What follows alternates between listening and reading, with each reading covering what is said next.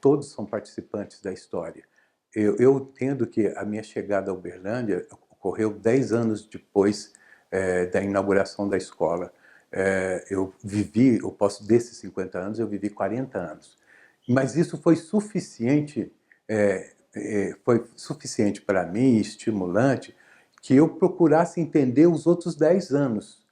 Porque os dos 40 anos eu já sou uma pessoa apaixonada por esses 40 anos de história. Mas os outros 10 me fez me motivar e, em função até de escrever essa história junto com os meus colegas, que sozinho eu não daria conta, né? E que esses meus colegas de memórias excelentes, né, pudesse levar até mesmo a confecção de um livro, né, que faz parte, né, dentro do nosso reconhecimento dos 50 anos e que estaria no núcleo de memória, né, e documentação da faculdade. No imaginário de uma cidade, né, no imaginário de uma cidade existiu uma vontade muito grande de uma escola de medicina, né? De repente o que significaria ter uma escola de medicina em Uberlândia, né? Às vezes a gente não vai ter uma explicação, e nós vamos ter que considerar as pessoas que estavam envolvidas nesse clima e nesse momento. Acho que cada indivíduo que em algum momento pôde imaginar a criação de uma faculdade, a necessidade de uma faculdade, teria seus motivos próprios. Hoje a gente não consegue fazer esse resgate.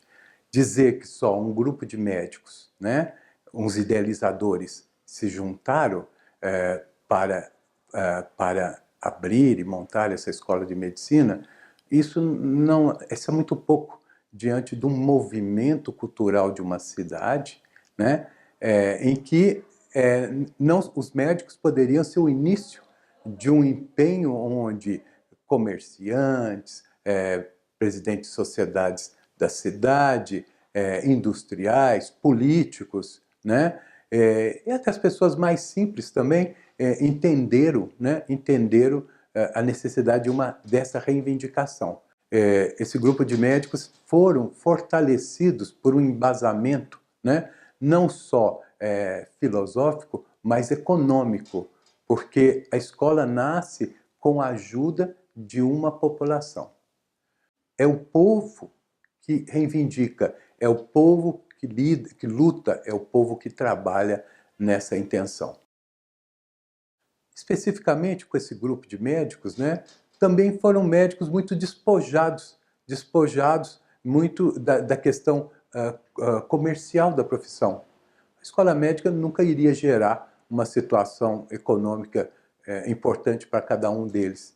Era mais ou menos aquele espírito altruísta de que eu tenho uma vontade muito grande de ensinar médicos que possa levar o meu exemplo à frente, como também conseguir que esses médicos se responsabilizem pela saúde das pessoas mais carentes da cidade.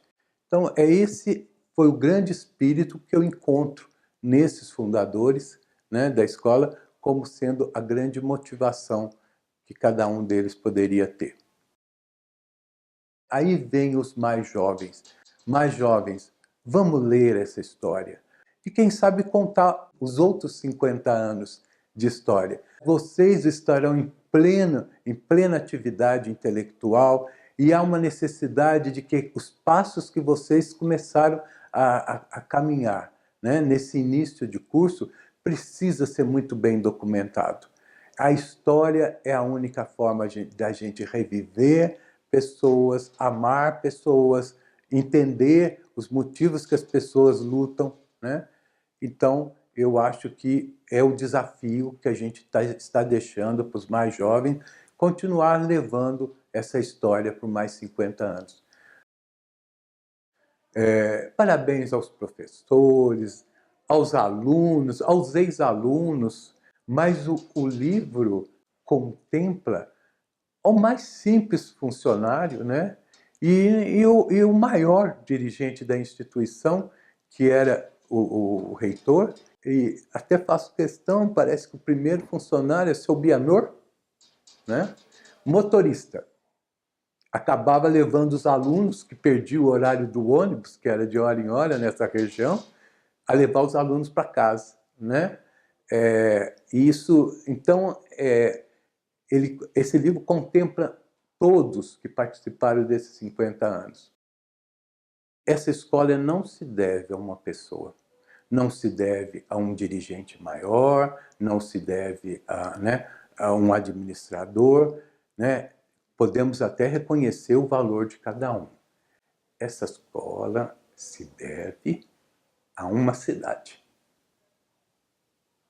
Se deve ao povo que ali está. Essa escola se deve a uma cidade. Se deve ao povo que ali está.